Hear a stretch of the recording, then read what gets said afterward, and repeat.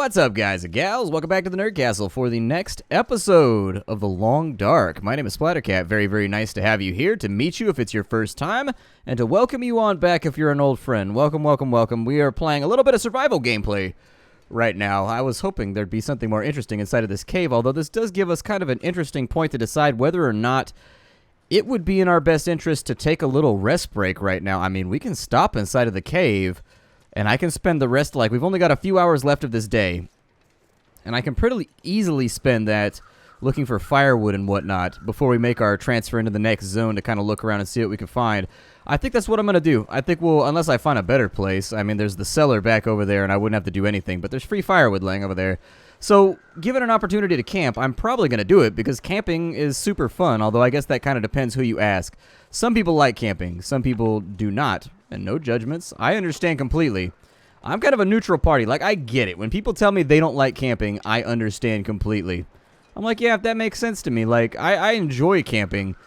But, that being said, there's a lot of things that go along with camping, especially if it's real camping. I'm not talking about, it's not camping if you have, like, a tent trailer. It's not camping if you have, like, an RV. That doesn't count. That's not real camping. That's like assisted camping. That's like easy mode camping. That's like camping on non-rogue mode. I'm talking about you backpack your stuff in, you have your little one-man tent, and you like crawl down in the little tube, and you sleep in that for a couple of days while maintaining your campsite. That's what the kind of camping that I'm into. Different strokes for different folks, obviously. But the people that aren't into the camping that I do, I completely understand. It requires a sort of abandoning, I guess, of traditional comforts that some people just don't like to do. They'd be like, so why am I'm making my life less comfortable, and that makes it more fun? Please explain to me this concept, because I'm not seeing how these two things gel with one another. But I think camping, it's like a lot of hobbies. It's like either, I'm not going to say you get it or you don't, because that kind of seems like a dickish way. It makes it sound like the other person is dumb for not understanding it. I never like it when I'm like, well, you either get it or you don't. I'm like, piss off. I don't like when people use that phrase, because it makes the person that's on the don't get it side sound hella dumb. That seems to be the inflection to me anyways. I don't think there's anything out here, although I don't remember there being a cave on this map either, so it's possible there have been after-the-fact retrofits to this map. Oh my god, my cat just put his anus on my hand. Stop that. He wants attention so desperately right now, and that's why the camera angle is no good, is because I'm trying to, like, pet him with my other hand that controls the mouse, because he's being very, very disruptive. You're being disruptive right now. I want you to know that. And he's like, I don't give a shit. I'll be like, you understand that this is how I buy your kibbles, right? Like, this right here is how you get fed. You should have a greater respect for the process, amigo, because I've seen how your little wobbly ass goes through kibbles. My cat goes through kibbles. I shit you not. I did a test one time where I just dumped out like half a bag in a giant trough because I wanted to see how long it would take my cats to work through it. It took them a day and a half to eat half a bag of cat food. They just sat there and ate all day long and purred and rolled, and they were like, oh my god, it's a kitty buffet. They thought it was the greatest thing ever. My cats have no off switch when it comes to eating. It depends on the food, though, too. Like, some brands of food that I get them, they'll just look at it and they'll be like, nah, I'm not going to eat that. They'll sniff it once or twice and they'll show no interest, and then they'll just walk around screaming as though they're starving. And so I've narrowed it down to like and the problem is the brands that they really, really like to eat are the ones that are really, really bad for them. Like, one of the things that I had to learn when I got a dog is that there are good pet food companies and bad pet food companies. Like, I never really thought about it. You assume, you'd be like, oh, well, surely this company has my best interest in mind. No, they do not. They put all kinds of... I'm not sure I can listen to your bitching much more. You better calm down, amigo. I'm trying to keep you warm for the night right now. You better think about it. You better act somebody. Man, I'm out here trying to make your life better by setting things on fire and making it so you can sleep in a cave, which is a life experience. All in and of itself... Experience. That's how I say experience. I say experience. It's experience. You gotta have experiences. But yeah, the foods that my cats really, really like and are not picky about are always the ones that are like super shitty.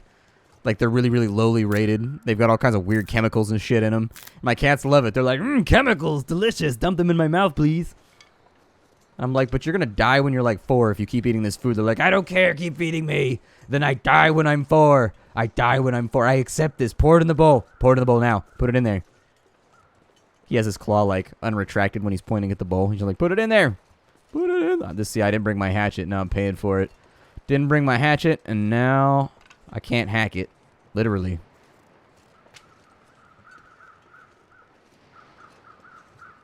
Where'd my cave run off to? There's my cave. Got some cave. I mean, I may as well harvest this fool's gut and this fool's hide while I'm here. I see no reason not to, because I think we get butchering skill for doing this, so there you go.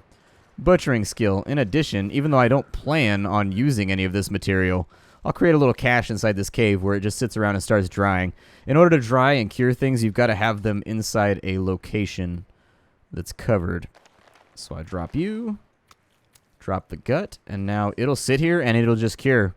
It'll sit here and it'll just cure. Perfect. I'll probably go back inside the cave a ways. And normally if you're inside a location like this, animals like to make these kinds of places their homes. I would probably recommend fashioning a spear of some kind. And also making it difficult to enter the cave. So that's about as simple as like you would take a hatchet or a knife. I would chop up these bushes right here. I would basically cut the bushes along the bottom and then slide the entire bush over to here until you can make like a bush barrier basically. That serves twofold function. If anything tries to get inside the cave, you're going to hear them because it's going to make lots of scraggly, scratchy noises. B, a lot of animals will just give up. Once they smell your scent and they're trying to get into here, they're just like, it's not worth it. There's something in there. Alternatively, the tertiary reason you would do that is if you put up a little barrier. And this is a little bit wide for that tactic to work, but it's worth an attempt. You put in a barrier right here. If the animal's trying to work his way through, you can sit behind it with a spear or some kind of pokey object, and you can stab them if they try to get in to defend yourself. Because something like a bear, it's probably not going to work out, but against like smaller predators, something like a cougar or something like a wolf would have a little bit of trouble with that, and it might buy you enough time to stick them once or twice and make them run off. Just a couple thoughts. Just a couple thoughts. You should always be thinking about safety in a situation like this. You know, I'm going to keep using accelerant. I see no reason not to use accelerant to level up a little bit. I'm going to add the fuel right there. We've got reclaimed wood. We've got loads and loads and loads of sticks. I don't think we should waste this fire. The venison went rancid. I don't know if it's going to be gamey when it pops out. It may or may not be. It's gamey venison. Okay, so it'll last. It'll be alright. I know you need to lay down. You've had a rough day walking 25 feet in one direction. I understand, man. Sometimes that's the way it goes. We are going to have to cook up a lot of this stuff. If I had coffee, believe me, I'd be sitting down and working on that too. But I want our cooking skill to go up. I'm assuming that a level up is now a lot more important than it used to be. 45 degrees Celsius, good lord. Like, it used to be you would level up. Oh, I could just cook the mushroom now? Hooray! It used to be that when you level up cooking, it would go up by one level, and one level would give you 1% more chance to succeed. Whereas now, I'm assuming that it makes you much, much, much more likely to succeed if you just put in the effort to level it up. And so that's what I'm going to do. We have 4 hours worth of fire, so we might as well. Might as well. So we heated up our Reishi tea. Does heating up the tea do anything? I don't think that actually levels anything up. The other thing that I would do is I would just melt snow using this. And in melting the snow, I would also boil it off. And we'll just leave a cache here, actually. That seems like a pretty smart idea to me. We'll leave like an item cache here just in case we're ever in need and we need to get back in here. I'm going to eat the gamey venison. Seems like a pretty good place to start. Might make me sick. Might not. But alright, so we got that right there. Actually, we kind of need the water. I didn't realize. Yeah, I didn't realize how low our water supplies were. Okay, yeah. Sounds good to me. Let's boil off 5 liters right here. We'll leave what we have behind because I don't think it's important enough to stress about. We are exhausted at the moment. That's okay, though. We're not planning on moving anywhere or doing anything. Let's do another 2 liters right here. I don't think we'll have time to do anything more than that. We should have sufficient cover from the storm inside this cave if we lay our bedroll out.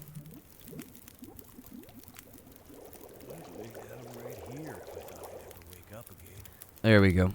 So we've got ourselves boiled off a lot of water, like a lot of water. Where is my bedroll at? There it is. We will place it right here. And then we will sleep till, yeah, we'll give it like 9 hours. Sounds good to me. That'll take us a couple hours into the next day, but it'll make sure we skip the coldest part of the day too, which I think is the really, really important part. It's also important to realize that this game uses kind of a binary system for fires where either they're lit or they are not lit. You would actually have a little bed of embers right here in this situation that you could make a use of. Because you're inside of a sheltered place, you don't have to worry about the embers blowing away or blowing out or anything like that. It should still, in the morning when you get up, it should still be like hot down in the bottom of there, which will make it a little bit easier. You can also cook with coals and stuff like that, so things to think about. A bunch of moldy beef jerky. Moldy beef jerky might not be that useful to us.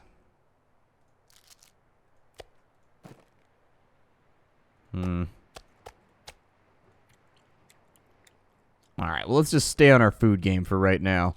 We'll eat what we can eat. And leave what we can leave. There you go. Drink a little bit more just to take the edge off. And in this spot, we will drop 3.5 liters. Seems about right. Make a little cache right here. There's some water. Pick up our bedroll. Always remember to pick up your bedroll. Good Lord, it's very, very easy to forget. If I had a nickel for every single bedroll that I left behind on accident because I wasn't paying attention, holy shit, I would have like probably double-digit nickels. Probably double-digit nickels. Pass time, pick up my bedroll. How are we looking on weight? Fantastic. We're back at our hiking weight. I'm just going to leave this stuff here. It's not going to degrade. Nothing's going to go wrong with it, so we might as well just leave it sitting there. Those are non-degradable objects. So I'll make a note of it on my little piece of paper here that I have on my desk that, hey, we've got resources hidden on this map inside of the cave.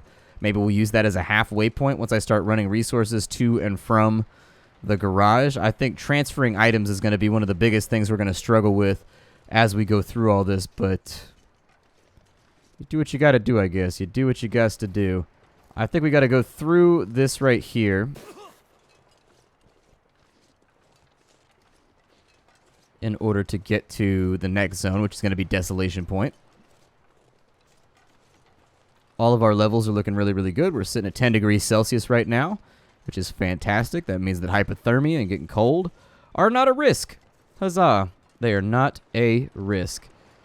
I'll probably just walk up and over this part right here. Kind of use this like stairs. Drop down onto the fence a little bit. And then we'll keep on going. You remember when this game, when you would walk down hills, you would sprain your ankles all the time? That used to be the way the game was a little weird about spraining your ankles for a while. Where like you would just walk down a hill and your character would just be like, ah! And like sprain his ankle for no reason whatsoever. And you just be like, well, shit. I'm going to use these flares to get through here. But let's check out these lockers. I may also use these lockers as like a storage thing. Flare shell. Leave it. Decent Mackinac jacket. I have one of those. It's great. It's fantastic.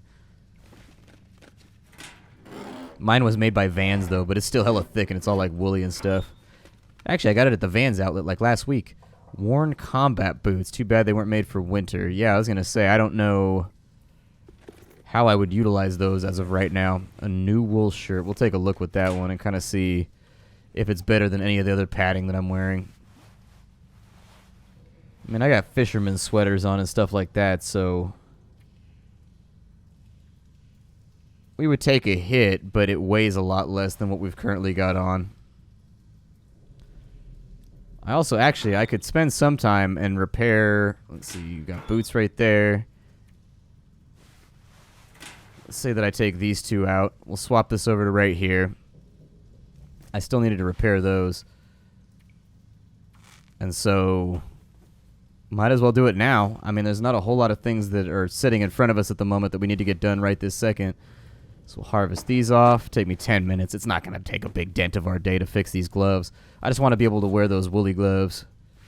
Mackinac jacket. Heavy wool jacket with a decidedly Canadian flavor. I'm actually a little bit interested to see if that's better than some of the stuff that we have. Go ahead and repair it real fast. Shit on me. It takes 2 to repair it. It takes 2, baby. Alright, is it better than, like, here, let's take a look at our... So that doesn't wear right there, but it could go with the Mackinac jacket. It's not as good as the Mariner's pea coat. Yeah, so I guess I'll just leave it behind. Even if I repaired it, I don't think it's going to be as good as what I got going on, so... There we go. Might as well keep ourselves traveling light. In addition, I'm not going to worry about the ski gloves for right now. They weigh too much. It's just extra shit to carry around. As far as light sources go, I'm not going to waste my lantern fuel. I'm going to light a flare when we go down in here. There shouldn't be any real threats down inside of here, I don't think. Sometimes there's a bear, but I think that's in a different mining tunnel. I don't know though, so just be careful. Some of these mines have like a bear in them. And it's just, you're going to have to learn that that's a thing you're going to contest with. It is a tad dark in here.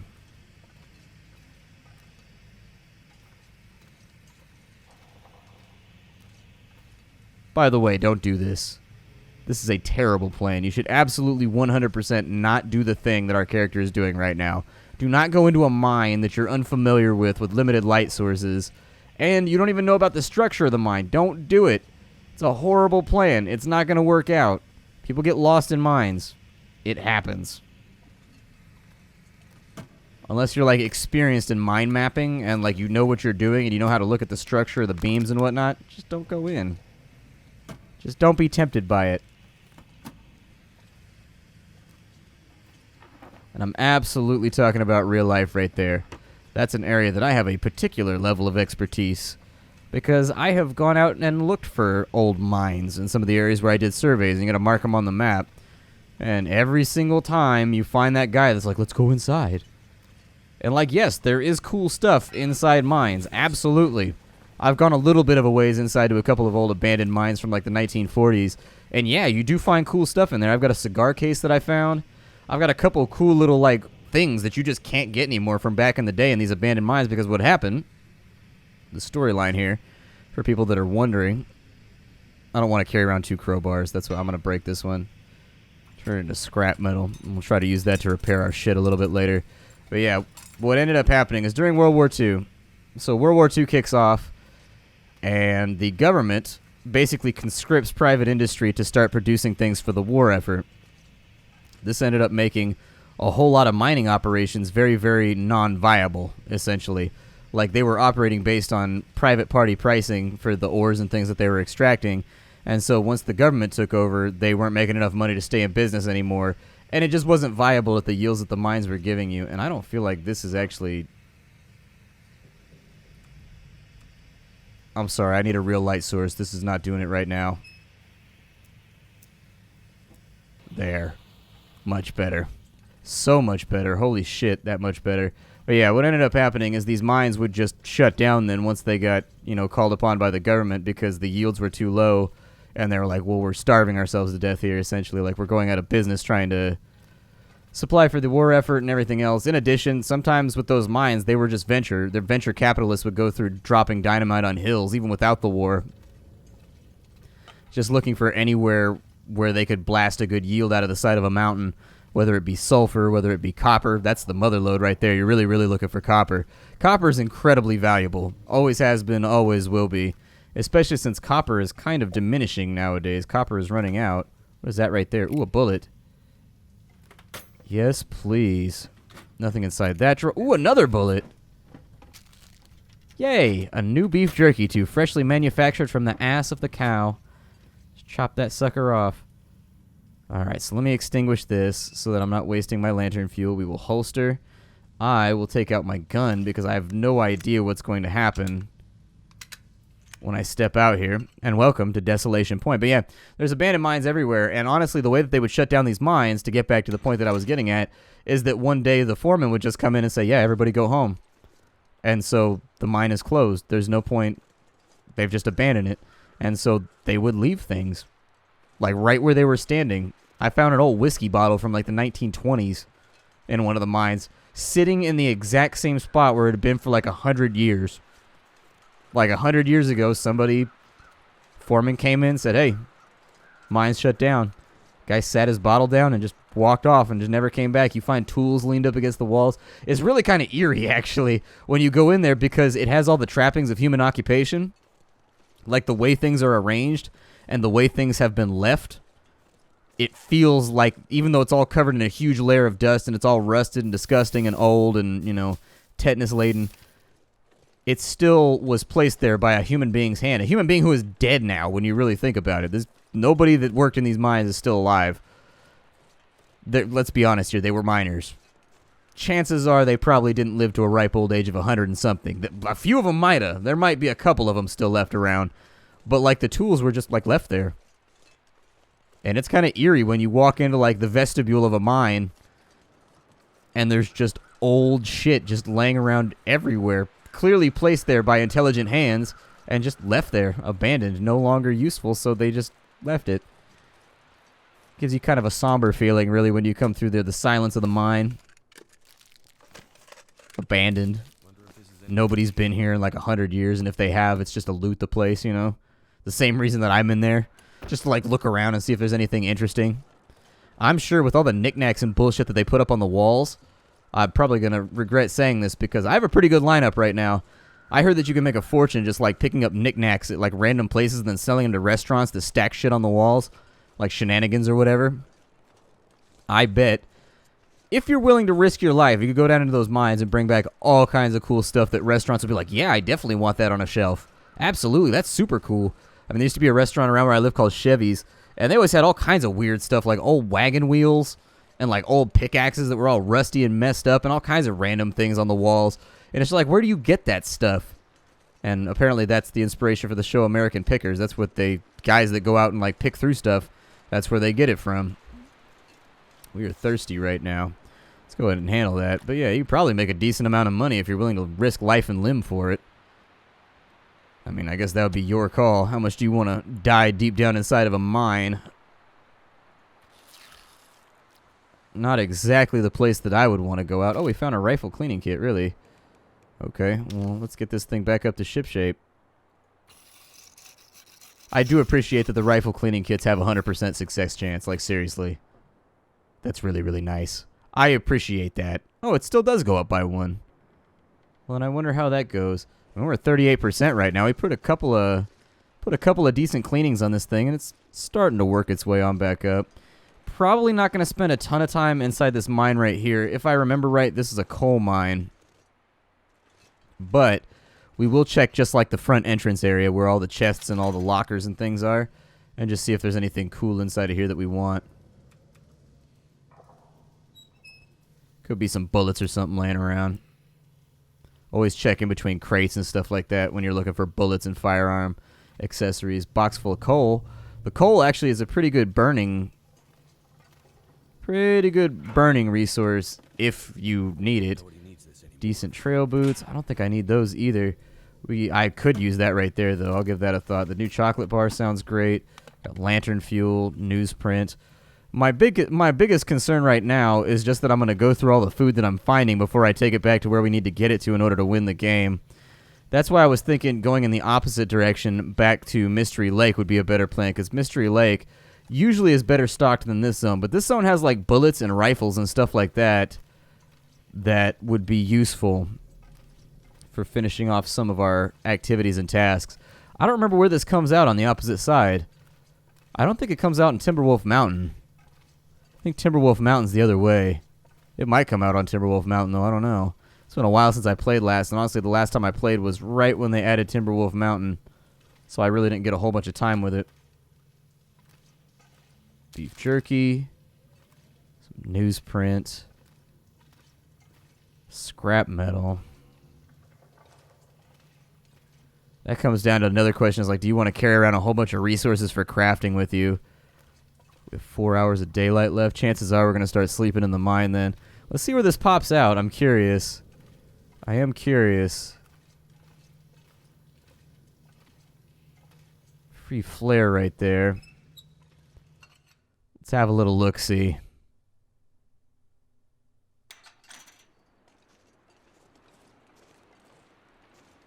Oh, it comes out over by the destination where we were trying to go to. Cool. Oh, there's a wolf over there. Hold on, let me get my gun out. Just in case. You can get around the wolves fairly easily on this map just by climbing on top of fences and stuff. It's not natural and it kind of breaks immersion, but if you got to get away from a wolf, you got to get away from a wolf. Sometimes you gotta make the hard decisions and use glitches to your advantage when you're trying to survive. First aid kit, what you got for me? Emergency stim, a bandage, and another bandage. I'll actually be using those to make old man's beard bandages so that I don't have to carry around antiseptic with me. Anything in the trunk? No, sir. Ooh, rifle cleaning kit in the back, though. That's good. I'll take it. That will get us up above 40% with our gun. I mean, at the end of the day, this gun was like sitting inside of a car for X amount of time with random variant weather changes. Not exactly the perfect location to store a gun in. There may have been pressure changes and stuff like that too, although the temperature change I think is what would wear on the gun the most, especially if looking at our firearm, for example, it's got wooden parts. That constant expansion and then contraction over and over and over again from the temperature, probably not super good for it. This stuff will come in handy. I'll take the flare, even though I didn't bring the last one. Nothing behind the visors, okay. Trucks tend to be a lame duck, in case you were wondering. I don't normally find very... Oh, they added... There we go. I was going to say, I know you can walk on this fence. There's a wolf over here somewhere. Yeah. But I'm just going to keep my head down. We'll run inside, and this is where we're going to spend the night. My name is Splattercat. This is The Long Dark. I will see you all tomorrow. Thank you for stopping on in. It's always a blast to have my friends over to play some video games. Bye-bye, everybody. I appreciate you supporting me by being here. And I look forward to greeting you all tomorrow and seeing your happy, wonderful, bearded or non-bearded faces there. I've included everybody in that statement. Either you have a beard or you don't have a beard. Perhaps you are mustachioed. I don't know. Either way, bye, everybody.